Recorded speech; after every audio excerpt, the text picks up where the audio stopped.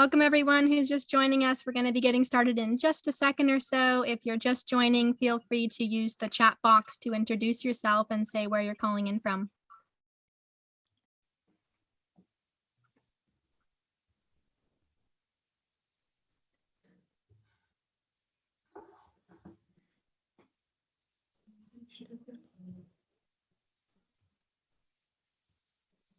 Okay, we are going to get started. My name is Greta Zaro. I'm the organizing director with World Beyond War, and I'm excited to be joining you for this next installment in the World Beyond War Ireland in Conversation webinar series. A few Zoom logistics before we get started. We are recording this webinar. We will send out the recording afterwards. We also have the closed captioning on. If you need to view the closed captions, you can click on the CC button at the bottom of your Zoom screen to view the captions. You can also disable that button if you do not want to view the captions. They are done automatically by robots, so please excuse any errors. And lastly, we'll be using the chat box today for discussion and comments and questions. So please put your questions in the chat box throughout the event and we will try to get to those. And with that, I will hand it over to Miriam to introduce today's event. Greta. You're all very welcome to the Irish chapter of World Beyond War series. The singer-songwriter Peggy Seeger received a special award in Dublin recently for her lifetime of songs. Her recent song, Oh How I Long for Peace, includes the lines, "There will never be peace till men abandon fighting as a way to deal with problems." She says, the world can no longer wait for political permission. We must sit down, disrupt, disturb, to get the whole world to listen, to halt the plunder of the wonders of creation. How I long for peace. So this evening, Peadar King will be in conversation with Malalai Joya, and our respondent will be Tariq Koff. Peadar is a writer and filmmaker and colleague in World Beyond War. Malalai Joya is an activist seeking an independent, free, secular, democratic Afghanistan. She is a writer and served as a parliamentarian in the National Assembly between 2005 and 2007. And Tariq Koff is an American veteran for peace activist whose international group works to promote alternatives to war. He is editor-in-chief of the Peace and Planet News newspaper. So you're all very welcome, and over to Peadar. Thanks very much, Miriam, and thanks to everybody for joining us this evening. And thank you in particular to Malalai. It's lovely to talk to you, lovely to see you again. The last time we spoke was in Kabul in 2016. And I'm wondering, how do we find you this evening, 6 years later, and given the turbulent times we are living in? Hello to you and to all other friends who attended this talk show, and thanks for the interview that you are doing on behalf of the suffering, oppressed people of Afghanistan, especially women, that give me opportunity to have chance to talk in this event of World Beyond War. You will find me more determined than ever to continue to my struggle against injustice, against war, atrocities, for peace, democracy, justice, women's rights, human rights. And I believe that it is the responsibility of all awakened consciousness people of the world that at this moment that they should be more organized, more united, as I believe that all of us are suffering from the catastrophes and war that is going on in the world, in different parts of the world. Especially that I belong to an injured country like Afghanistan, Afghanistan, that now it more captured in the grip of the extremist terrorists like Taliban. How I can be silent, how I can have or live a comfortable life when I see that all these human rights or crimes against, human rights crimes when I see all these inhuman crimes that are happening in countries like Afghanistan, Palestine, Iraq, Syria, Libya, Yemen, and now they wage this criminal war in Ukraine, that always the ordinary peoples, the children, the women, innocent people are the victims. And how I can sit silence that when I see that in my country, every corner of my country, they changed it to battle of the blood. And in a very cruel way, they are killing, torturing innocent people of my country, especially the women. As I believe that a cure of all pain is the struggle. I strongly believe to this famous saying. And that's why every day with the passage of time, I will get more determined to continue more fearless and tireless to this struggle. Yeah, I've followed your career, Malalai, for quite a number of years now, and those kind of keywords that you're using, determination, fearless, a willingness to confront what you see as the series of injustices that have been perpetuated against the people of Afghanistan. Like I've witnessed that and I followed that. And we're really pleased to have you here as our guest this evening and to hear more about those struggles and that determination. The series of conversations we're having, Malalai, about bearing witness to the realities and to the consequences of war. And you've described yourself as part of a war generation. You were born into war and you grew up in war. What was that experience like to grow up in war? It is really a painful experience that it is, even I believe that even the books is not enough to explain it. Not only me, that the generation of my age, unfortunately, this generation after us also now still they are living in the war. Since we opened our eyes that war started in our country, I was 4 years old baby. That Russia invaded Afghanistan, then civil war happened, then the terrorist Taliban come in power, then after 9/11 back, those who are responsible for the civil war and have bloody hands with the mask of democracy, only a little bit physically changed, they come in power. And then again, recently the terrorist Taliban replaced with these fundamentalist warlords come in power, imposed on the destiny of Afghan people. Still, in fact, war is going on. We explain ourselves war generation, and not only war generation, I mean victim generation. As in our whole life, just we saw the war, displacement, occupation, bloodshed, and millions of Afghans in this more than 40 years war, they lost their lives, these innocent Afghans, and the root causes of all these problems in Afghanistan, the women's rights, human rights violation, the corruption, joblessness, poverty, insecurity, and all these other problems, the root is the war. And that the warmongers, unfortunately, they wage and by extreme support of these terrorists.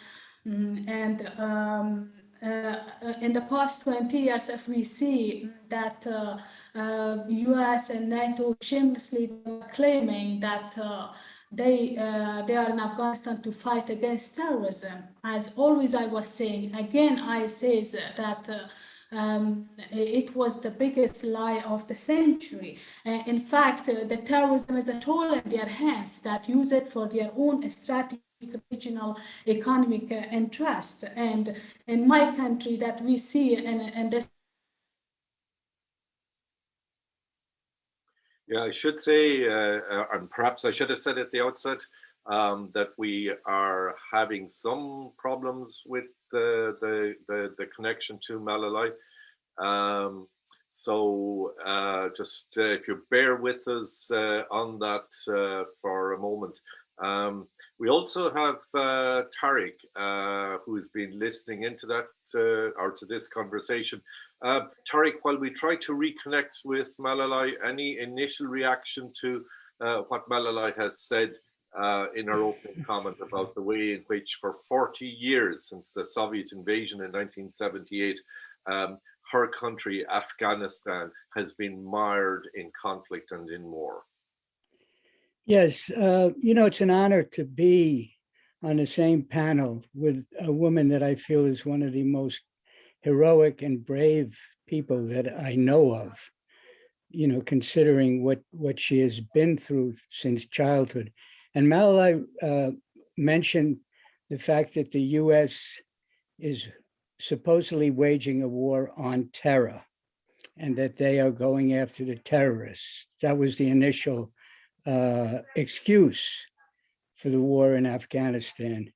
The fact of the matter is that war is terror, and that the US has been responsible for the greatest terror upon the people of Afghanistan, who have suffered enormously and are still suffering, because we are, I don't like to say we, because I don't identify with what this government is doing, because the United States government is now withholding all that money while you have children who are freezing and starving in Afghanistan. It is absolutely inhuman. But as Malalai has demonstrated, we don't know if we can change this. We try to, but we do have a responsibility to be human in the face of this inhumanity. And to be human is to not be silent, to not be inactive, to make our voices heard as much as possible, and to put our bodies on the line if we can. I mean, it's hard. You know, I was talking with a friend of mine the other day who's a Vietnam veteran. He was in the Navy on a riverboat in Vietnam. And of course, he has great regrets about that. But he's an anti-war activist now, and he's a peace activist. And he was saying to me, he said, you know, Tariq, this world is a paradise in its essential nature. And what we have done to it, what humanity has done to this world through war and through oppression, is just unbelievable. I mean, we were given a paradise. If you look at the world, the valleys, the mountains, the hills, everything, the animals, it's the most wonderful place. It's like heaven on earth. And we have, you know, destroyed that, you know, through war. So I'm sorry to interrupt you. Greta, can I check with you if it's possible to get Malalai back again? Yes, Malalai is with us. Malalai, can you try unmuting?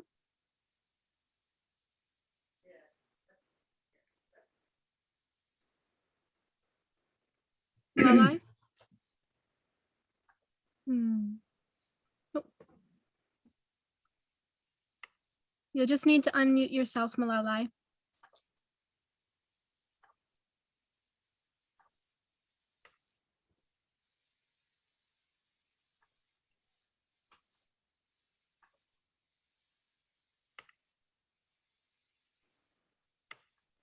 Thanks everyone for bearing with us as the connection is a little bit unstable. We are so grateful that Malalai is joining us today. Okay, it looks like she's reconnecting her audio, so just give us a second. Malalai, can you now unmute? Yes. Yay. Oh, great. Delighted to have you back, and thanks very much for your patience with this, Malalai, and apologies that the line is so unstable. Could we just maybe fill in your backstory a little bit and give people an idea of what that life was like when you were growing up? So you were born in the Farah Province, close to the Iranian border in 1978, 4 days after the Soviet invasion of your country. And very quickly then you became a refugee, first in Iran and then in Pakistan. Can you tell us a little bit about that experience of being a refugee in Pakistan and in Iran? Yes, it was a bitter experience that never we forget, like a nightmare. It is still we remember, not only me, the other millions of Afghans who, because of the war and because of occupation, they left the country, and as their life was in danger there. And those Afghan who went first, it was easy for them to go to neighbor countries like Iran, Pakistan. As we went there in Iran, I was 4 days old. That with my family we went. There was no school for the girls. Huge discrimination was there. Even don't behave with Afghan like human.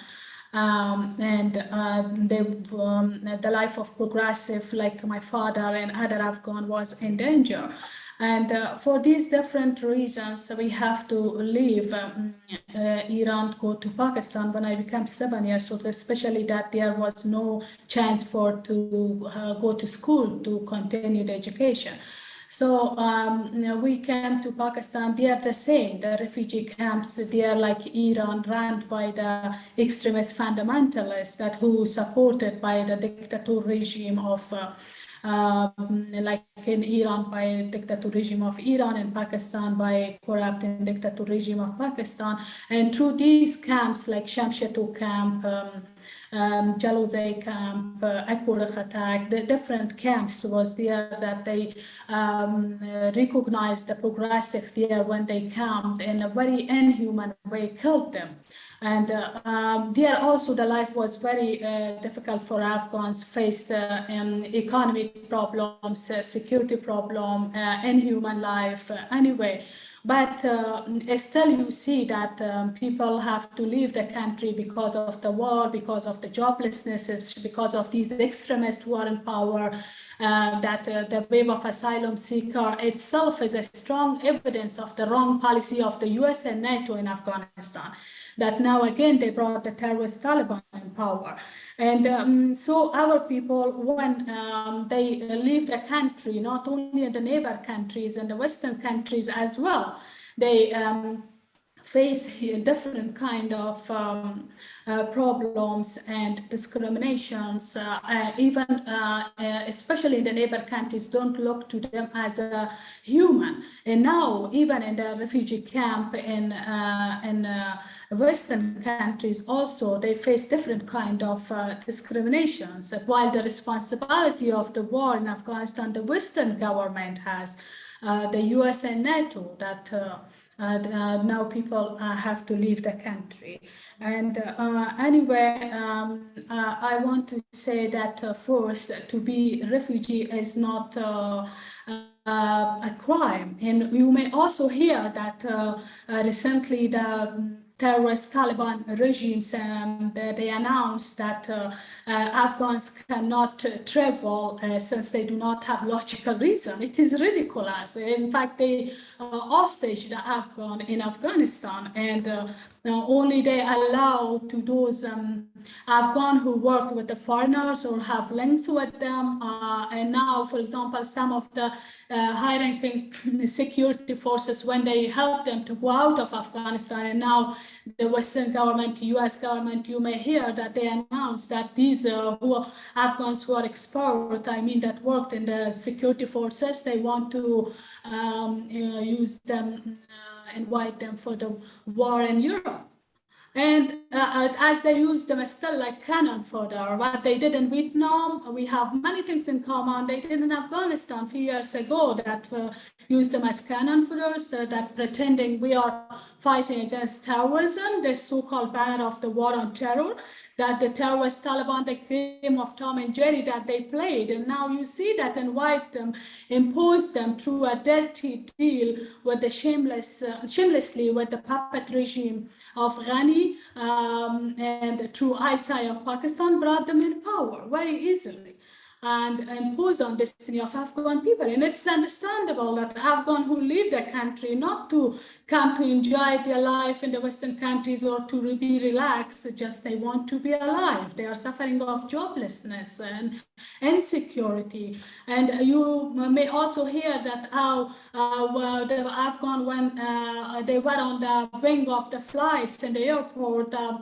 on August, that they don't care about it, as the life of Afghan has no value for them, and the airplane flight, and then the Afghan dropped down and died. And many examples like this. We'll come, sorry, Malalai, to interrupt you. We'll come back to the Taliban and what that regime was like in the past and is like currently. But what I would like to do for the moment, if I may, is to bring you back to the events of the 31st of August last year in Kabul. But before we look at those events in detail, I'm wondering what your reaction was when you initially heard that Joe Biden was to withdraw all US troops from Afghanistan, given the fact that you have been calling for the removal of all foreign troops from Afghanistan for years. So when you heard that announcement that the US was to pull out its troops, was that something you welcomed? What was your initial reaction? You know, since 2014, they are raising this propaganda that US troops and foreign troops will leave Afghanistan, civil war will happen, etc. The war of Afghanistan, unfortunately, was not military invasion, and it's not military invasion, it is propaganda war too. And then finally, they left their troops. I want to say that clearly that it was just a fake goodbye.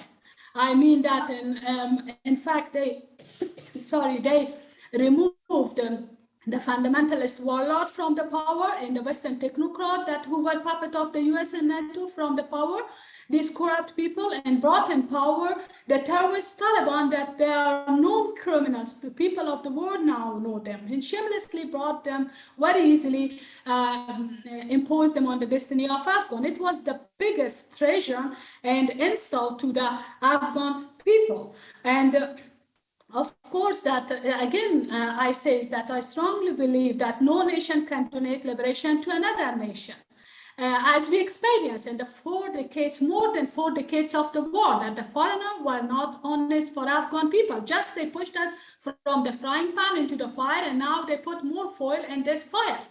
By supporting of these extremist terrorists like Warlord, Taliban, and now another name that they call ISIS, they are, you know, the nature of them never changed. Same, the nature of the US government did not change. Unfortunately, that NATO also followed this disgusting war crime policy in Afghanistan. Afghanistan is not only example, unfortunately, but now what they are doing in Ukraine? The same history of Afghanistan going to be repeated here. In many other countries, what they did, we have many things in common. All these terrorists, Boko Haram, Abu Sayyaf, and Daesh, Al-Qaeda, all these terrorists, warlords, Taliban, they are godfather of them is the US government. That, as I told you, that they use terrorism as a strategic weapon for their own regional economic, political interest, and the life of humans has no value for them, not only the life of Afghan people. I wish they left Afghanistan honestly, and our people even was able to build their country with empty hands. If they allow us a little bit breath in peace, if they stop arming these terrorists, now they are trying in a different way to give international legitimation to these terrorists. Terrorist Taliban, that thousands of them they released from the jail before to bring them in power. They invite them in the name of the peace reconciliation. Peace without justice is meaningless. And they betrayed the blood of their own people, the blood of their soldiers. They wasted their taxpayer money by supporting these terrorists.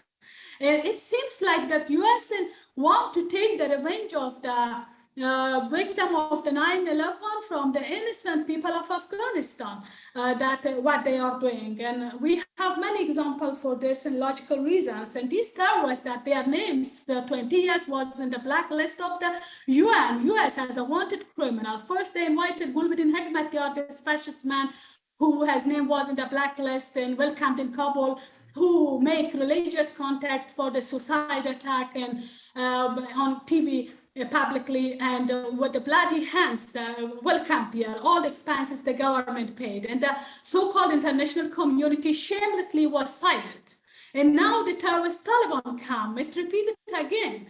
And anyway, even if they will give international recognition to these terrorists, in fact, indirectly, they share the crime of these terrorists too. Not only that they committed war crime, that they did massacres as the result of this so-called war on terror. When you see them, they use the mother bomb, they use cluster bomb, white phosphorus, what they did, you know, that they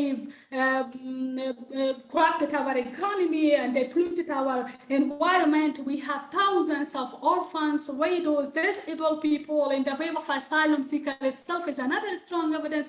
Many examples like this, that the responsibility of all these war crimes the US government has, and NATO, they must pay reparation for all what they did for this war crime. If the International Criminal Court is really exists, the head of these war, I mean those who committed this war, they must come to the court, they must be prosecuted. Not only in Afghanistan, I told you, the same repeating in Syria, in Libya, in Yemen, and now in Ukraine. What they are doing in Palestine is heart-wrenching, and we have many examples like this.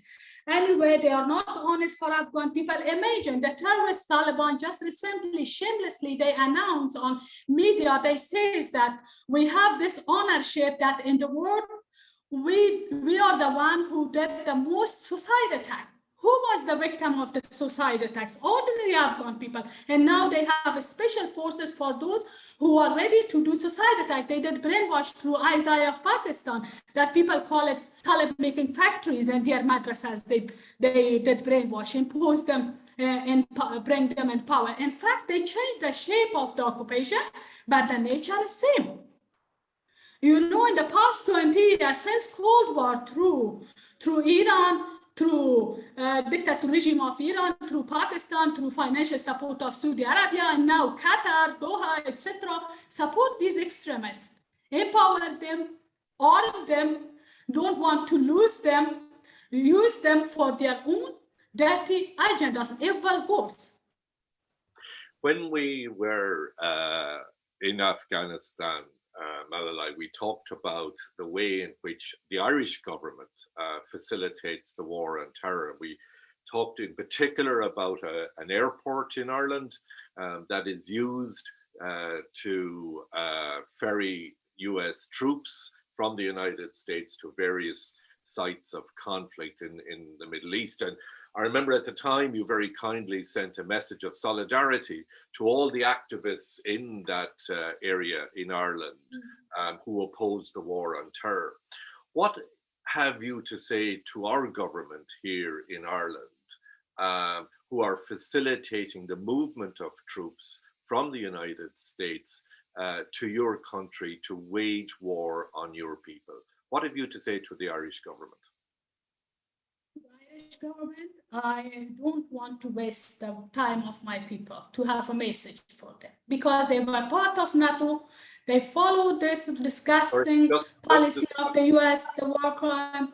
And my messages to the great people of the Irish Ireland, huge difference we see between the nation, between the government. I see huge difference between anti-war movement, peace-loving, justice-loving, freedom-loving, organization activists, intellectuals, journalists, all of these. Huge difference they have with the wrong politician.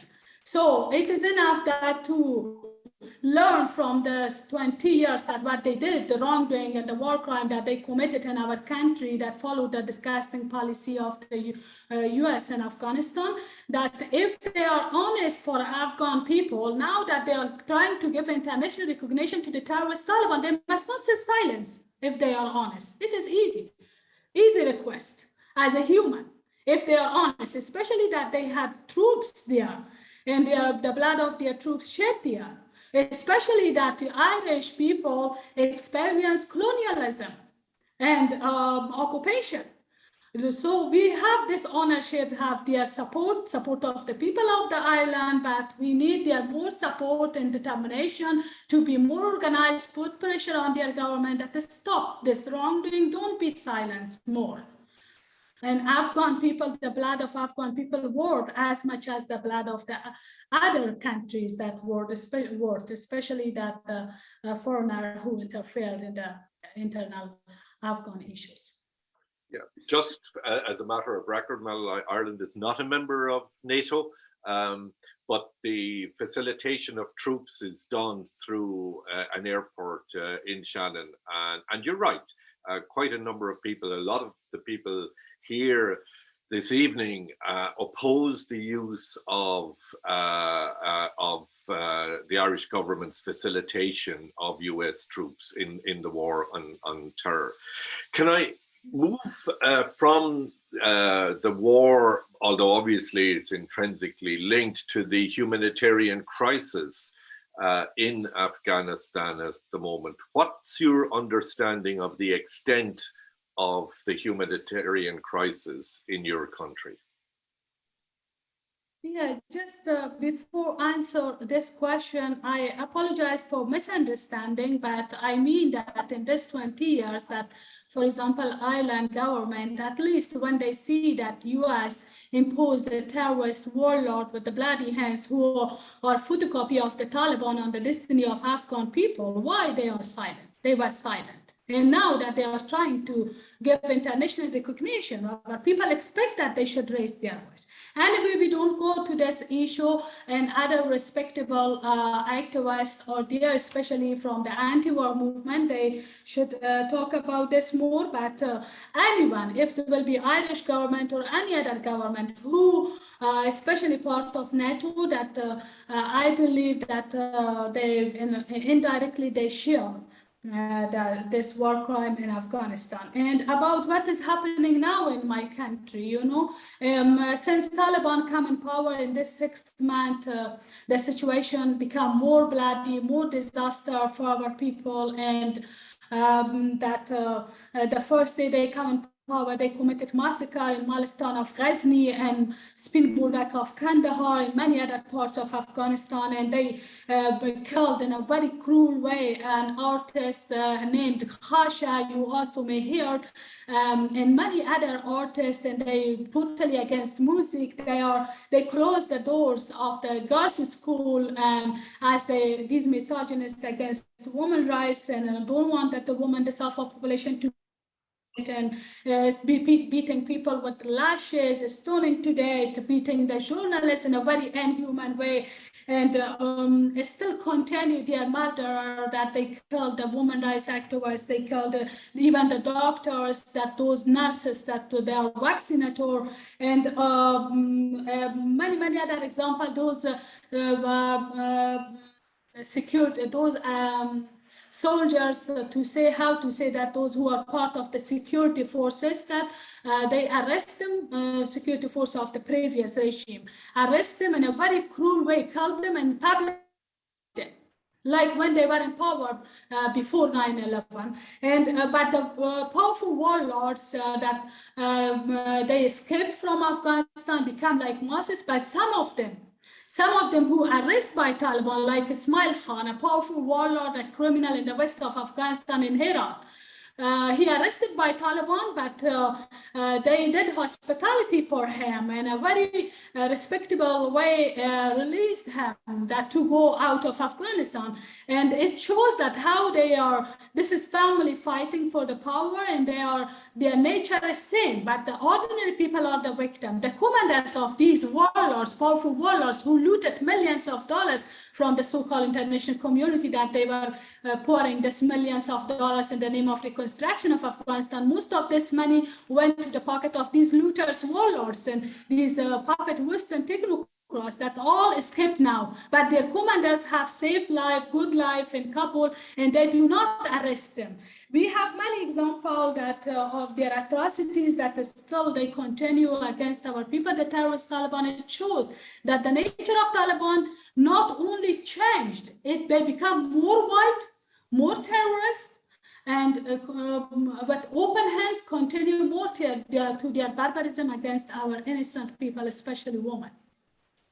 And speaking of robbing from the Afghan people, earlier this year, US President Joe Biden froze $7 billion of Afghan assets.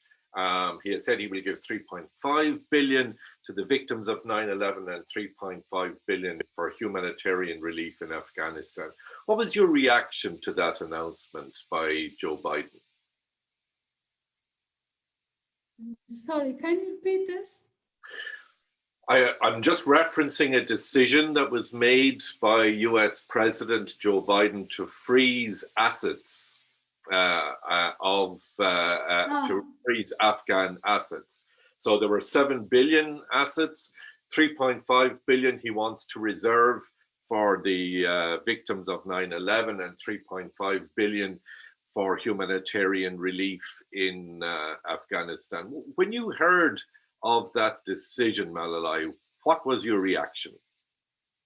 You know that not only me, most of Afghans and also progressives, they raised their voice against this act, against this decision that they posted, signed this disgusting law that, you know, this money belonged to the innocent, ordinary, Afghan people.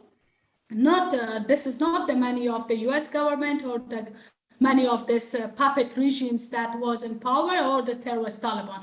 It could be another evidence that how U.S. support the terrorism, because the money of the people of Afghanistan, they divided to two parts, one giving to the terrorist Taliban. In fact, they empower more terrorism.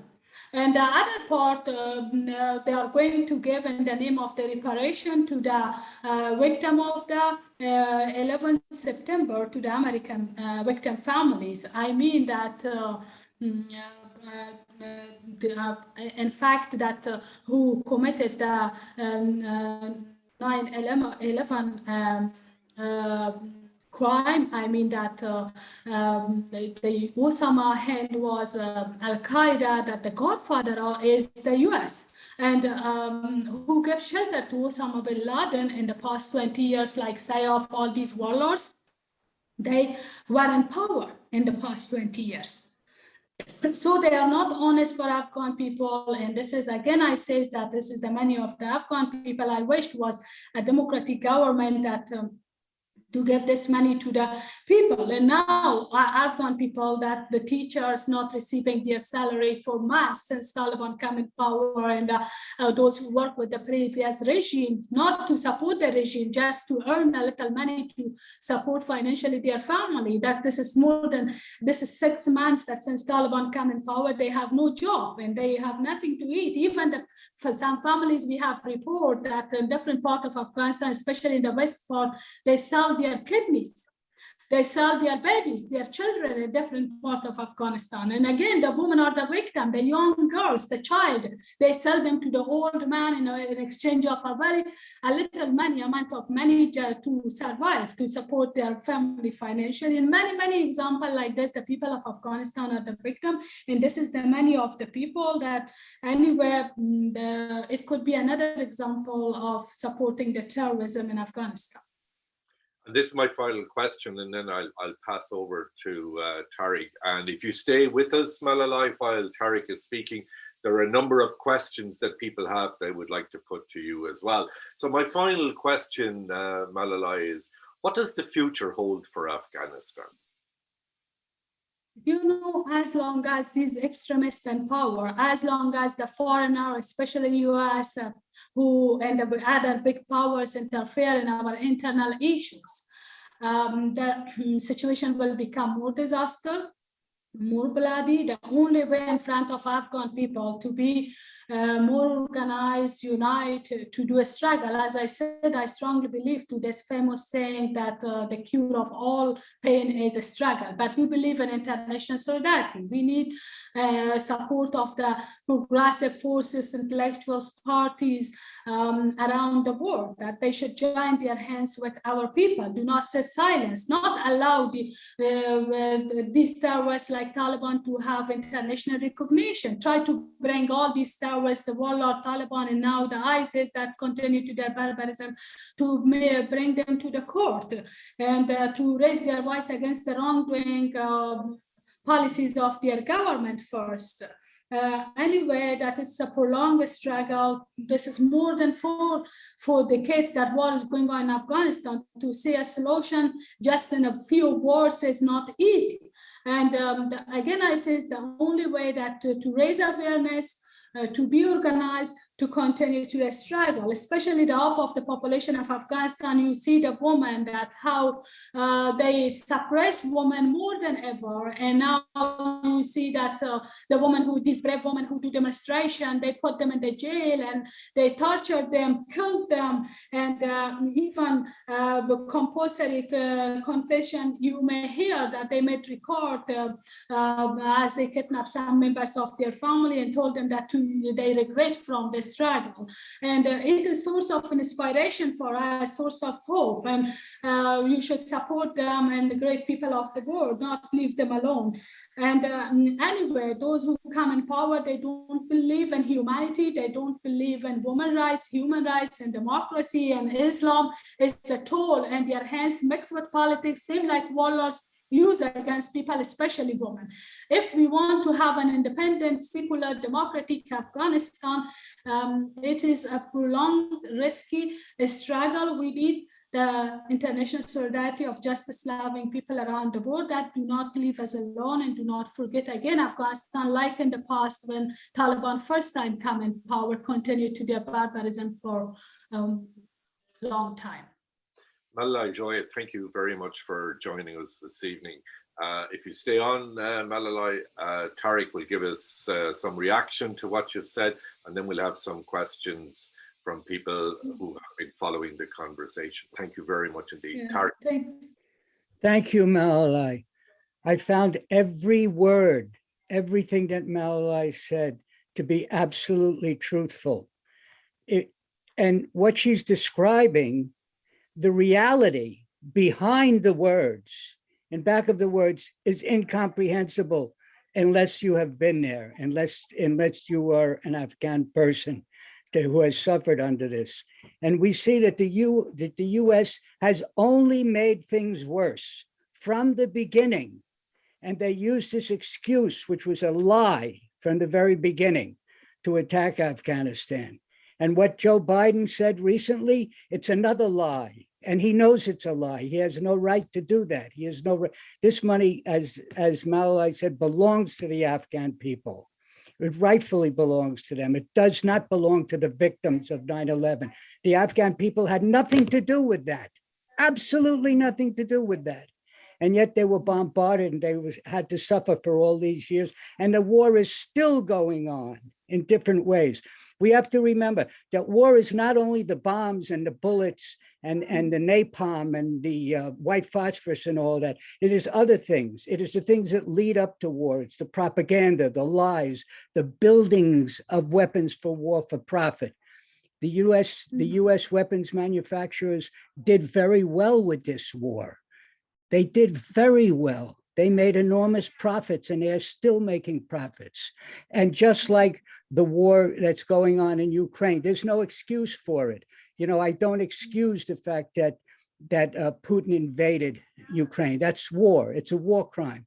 But so is the fact that the US wanted this war because it involves Russia in another quagmire, like when they were in Afghanistan, which the US also facilitated that mess when Russia was in there before then. So it's horrible, and it's all done for profit.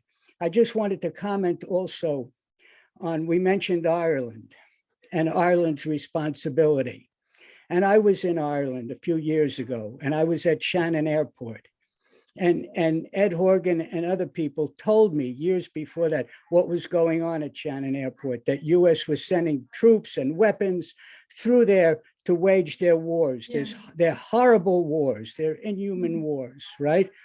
So myself and another member of a former Marine, a friend of mine, another member of Veterans for Peace, we went out on, we made our way into Shannon Airport to bring attention to this as US veterans, to bring attention to how wrong this was and how wrong the Irish government was, because 80%, and I know because I spent 8.5 months in Ireland and I talked to a lot of people, most of the people in Ireland are opposed to these wars. They're opposed to the fact that the Irish government is betraying the Irish people and betraying the world by facilitating these flights through Ireland.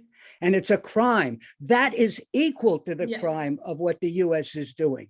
So the Irish government is complicit. And I always felt that if Irish people would stand up enough, because they oppose it, would stand up enough and stop this facilitating of war and demand and say to the US, you can't come through Shannon anymore. We don't want to be part of your war. We're a neutral country. We want to remain neutral.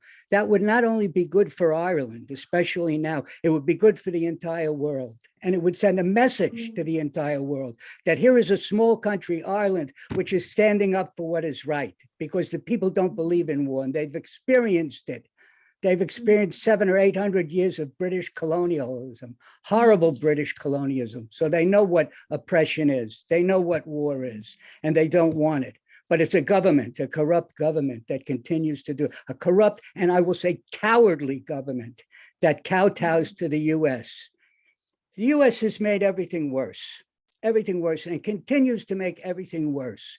You know, what Martin Luther King said, that we are the greatest purveyor of violence in the world, is absolutely true. And it's got to stop, because if it doesn't stop, it's also a war upon the earth. If it doesn't stop, we're not going to be here this much longer. So every person who has a conscience, every person, I'm very upset about it. And what Malalai said moved me to my core, because I listened to her, and it's just tragic. It is beyond tragic. You know, to think of the people in Afghanistan and the people who are suffering from this is just beyond comprehension. And it goes on, and it goes on for profit and power. And this is inhumane.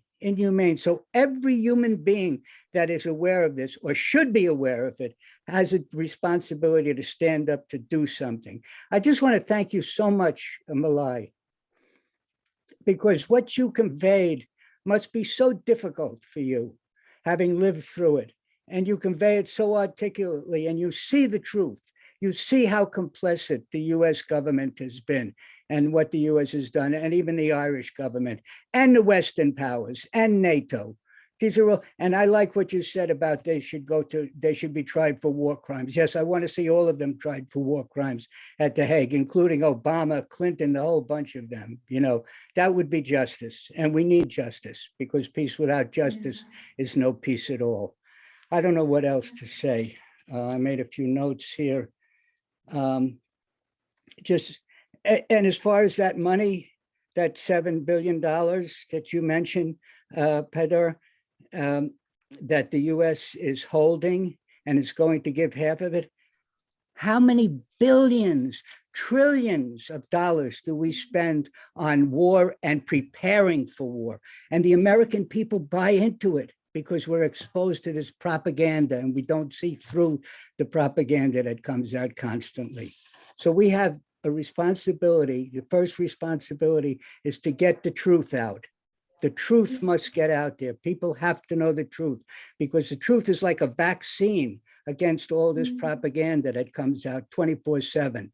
24/7, the lies continue. And if you don't have an alternative, you buy into it. You believe it. You can't help it. It enters into you. So we have a responsibility, and to do what World Beyond War is doing with these webinars, get the truth out. And what I try to do with our website and newspaper is to get the truth out for people so that they can see the truth, and then they can become more fully human. Because what it means to be human is not to be silent. You must take action. You cannot let this go on and ignore it.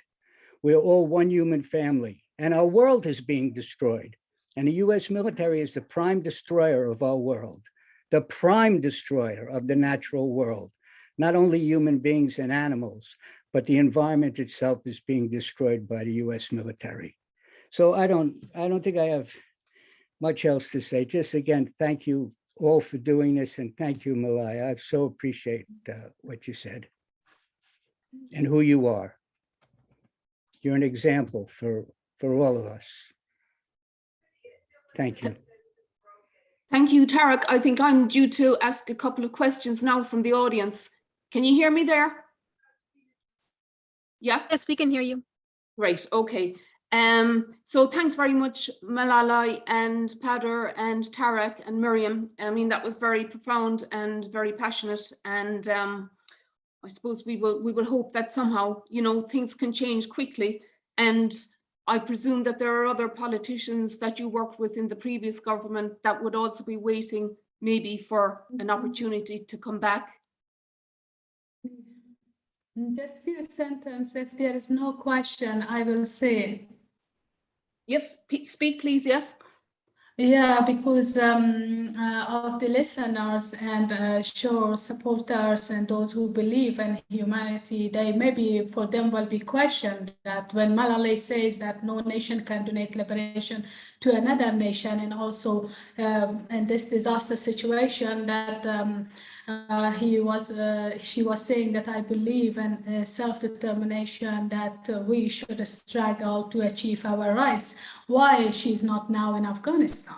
So I was, when Taliban came in power, I was in Afghanistan, and it was my last decision. I was so determined never leave my country. But when they come, these terrorists, in one of my relative house, close to our house, the terrorist Taliban asking that where is Malalai, where is her family, and they want to arrest me, physically kill me, because they know that this is that since 2003 that I tear their mask internationally and do a struggle against these terrorists till now. I did not sit silence. They want to kill me. But then what I did, my colleague, my supporters, Afghan supporters and family, all they say that it is time that you must not stay in Afghanistan because they want to silence your voice.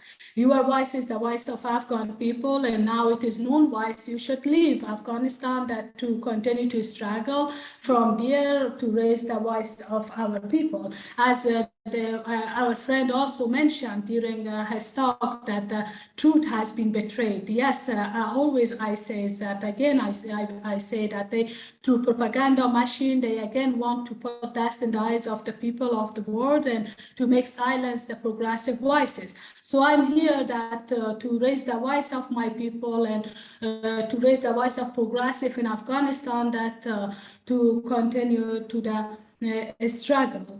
And if I will be there, it is understandable that easy for them to eliminate me. Okay, thank you very much. We will keep hoping. Ed had a question about whether you know how many Afghan people have died from war since 2001, especially women and children. Do you know that? You know, it is difficult to say that no doubt that tens of thousands were killed and died, and shamelessly, even one high-ranking politician of the US publicly through mainstream media propaganda machine was saying, when the journalist asking about the civilian death, not only those who work in the governments, you know, that who were killed, or the soldiers, then they says, we only count, we have survey of those who are not civilians. You know what I mean? That I mean that they have no report of the ordinary people who, how many of them were killed, and still they are killing them, because the life of people has no value for them. And that's why it is really difficult to say that how many people were killed and how many were injured. And no doubt tens of thousands were killed, and still they continue to their fascism against them. Anyway, at the end, I want to say what dear Martin Luther King was saying, that the arc of history is long, but it bends toward justice. As long as we continue to struggle, not just silence, to have international solidarity, together to be more organized and unite, one day I'm sure we will win, to no matter that we are alive or not, but we will win. Great. I will just make one point that the Irish government did recently say that they were going to constructively abstain from sending lethal weapons to Ukraine. They have agreed, the government has agreed to send, you know, humanitarian aid, but has abstained from sending guns and bombs, which is something, you know. And my final question is just about climate change. Do you think that people's growing awareness of climate change and environmental damage helps us in the argument that war is not good? Sorry? Do you know climate change and environmental damage, and the way a lot of people are becoming much more aware of that? Do you think that is an argument that we can use now against war? Sure, why not? As the root causes of all these, including what you said, environment pollution, is the war. And these the deadly weapons that they use. My country could be an example. In the area in Achin of Nangarhar, where they drop the mothers of all bomb. As always I say, democracy never come by mothers of all bomb. All the areas where they use cluster bomb, white phosphorus. You know, there is report with document that proves that the pregnant woman damaged, the environmental area, I mean the lands of the people, you know, the economy of the Afghan people based on the land. They are planting and they earn money to support financially their family. They destroyed our land, you know, and also the rivers, that these deadly weapons that they are, these nuclears, etc., that they are dropping in the uranium, all these that they are dropping in the water, anyway, that absolutely, it has a deep, environmental effect. Absolutely. Okay, well, thank you very much, Malalai, and I think I'll hand back to Miriam now, who just has a few last words to say. So thanks very much. Okay, well, again, thank you all so much for joining us this evening. It looks like that, you know, once again, the truth of the ugliness of war has been exposed. So thank you all so much. Now, I hope you can join us again next week when Barry Sweeney will be in conversation with Mairead Maguire, the Nobel Peace Laureate. And our respondent will be Eilish Ward, who's an academic. So we will leave you now with the image of Jack Butler Yeats' painting, which is called Grief. This painting is Yeats' most powerful expression of his absolute abhorrence of war. And it originates from a sketch entitled, "Let There Be No More War." So in the foreground, an elderly man looks at the blood that drips from his hands, while a mother places her arm protectively around a small child. So Gurav Mila Mahagwiv Galea.